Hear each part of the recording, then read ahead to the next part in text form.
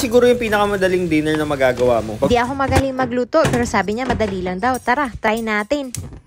Slice na tayo ng butter. Wala pala akong square na butter, kaya kinutsara ko na lang. I-coat lang natin yung plate natin. Butter, wag mo ko ipahiya, malusaw ka na. Maglagay na tayo ng cooked rice. Lagay ko na yung kanin ko, di naman halatang gutom ako niyan, no? Dami kong nilagay.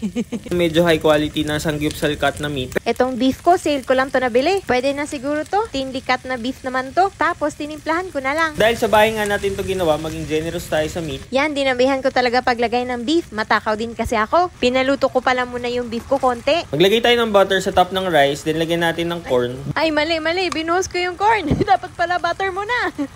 Tanggalin muna natin. Yan, lagyan na natin yung butter. Tapos ibalik na natin yung corn. Beef pepper rice to, so lagyan natin ng maraming black pepper. Late ko na pala nalagyan ng black pepper. Then for garnish, maglagay lang tayo ng spring onion. O diba, yung nabili kong spring onion, hiwa-hiwa na. Galing, no? Kalimutan yung sauce. 2 part soy sauce, 1 part oyster sauce, 1 part honey. Then lagyan natin ng bawang. Bahala kayo kung gusto nyo maglagay ng ginger at ibang spices. At ayan, meron na tayong sauce. Tapusin na natin yung pagluto. Buhos-buhos na natin yung sauce. Tapos mix-mix. Dito ko na pala nilagay yung pepper na nakalimutan ko. Tapos na. Nagluto din pala ako ng itlog pang toppings. Tikman na natin tong niluto nating, tawag ito, pepper lunch ba to?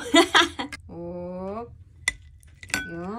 Yan, ganyan dapat. Tapos, di ba nagluto tayo ng egg? Siyempre, lagyan din natin ng itlog. Yun!